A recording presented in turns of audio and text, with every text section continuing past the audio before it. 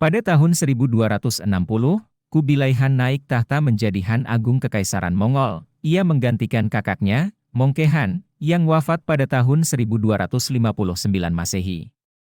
Tak hanya itu, ia juga mengangkat dirinya menjadi kaisar bagi dinasti Yuan di Tiongkok.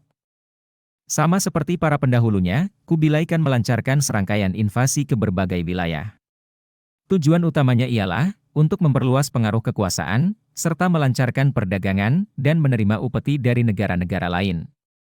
Pada musim gugur, tahun 1274, Kubilai Han melancarkan sebuah invasi ke Jepang. 500 hingga 900 kapal, serta 40.000 pasukan, diperkirakan berhasil mendarat di pantai Teluk Hakata, di mana pasukan Jepang sudah bersiap untuk menghadapi serangan tersebut. Pasukan Mongol, yang sebagian besar terdiri dari etnis Tiongkok dan Korea, berhasil menghancurkan pasukan Jepang pada awal pertempuran. Pasukan Jepang yang terdesak, kemudian memutuskan untuk mundur. Karena takut pihak Jepang bersiap untuk kembali dengan bala bantuan, pasukan Mongol memutuskan untuk kembali ke kapal mereka. Namun, pada malam hari, sebuah angin topan besar menerjang kapal-kapal yang sedang berlabuh di Teluk Hakata. Hingga menjelang fajar, hanya beberapa kapal milik pasukan Mongol yang tersisa. Di mana, sisanya hancur dan mengakibatkan sebagian pasukan Mongol tewas. Beberapa pasukan Mongol yang berhasil ditawan, kemudian dieksekusi dengan cara dipenggal oleh para samurai. Sisa pasukan yang berhasil melarikan diri, memutuskan untuk kembali ke daratan Mongolia. Kegagalan pada invasi pertama tersebut tidak membuat Kubilai Han menyerah. Di mana, ia kembali membangun armada perangnya, serta merekrut lebih banyak prajurit. 7 tahun berselang, tepatnya pada tahun 1281 Masehi, bangsa Mongol kembali dengan kekuatan yang jauh lebih besar. Pasukan Mongol berlayar, menyeberangi Laut Jepang dengan 4.400 kapal, disertai pasukan yang berjumlah 70.000 hingga 140.000, guna melancarkan invasi kedua ke Jepang.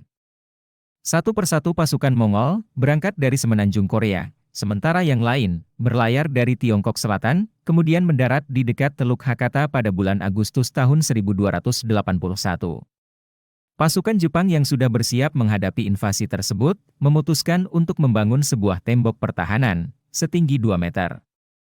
Akibatnya, pasukan Mongol mengalami kesulitan saat melakukan pendaratan di pantai Hakata, sehingga sebagian besar armada Mongol harus rela bertahan selama berbulan-bulan.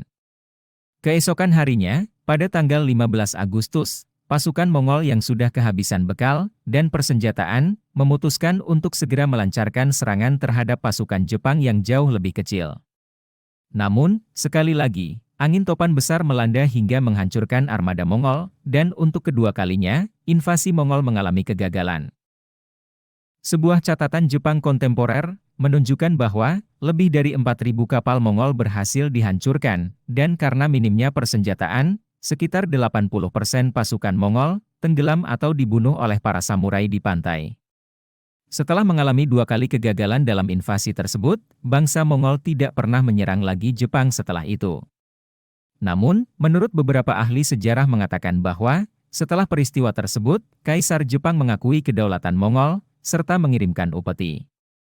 Hal inilah yang membuat Kubilai Khan merasa puas, serta mengurungkan niatnya untuk kembali menginvasi daratan Jepang. Sebagai gantinya, ia mulai mengarahkan perhatiannya ke negeri-negeri di Asia Tenggara. Menurut legenda Jepang, Dewa Raijin menciptakan sebuah angin topan yang dikenal dengan nama Kamikaze untuk melindungi Jepang dari bangsa Mongol. Dalam mitologi Jepang, Raijin merupakan dewa petir dan badai.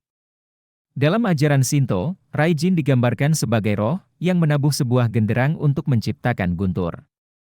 Istilah kamikaze kemudian digunakan dalam Perang Dunia Kedua, ketika pasukan Angkatan Udara Kekaisaran Jepang dengan sengaja menabrakkan pesawatnya ke kapal musuh.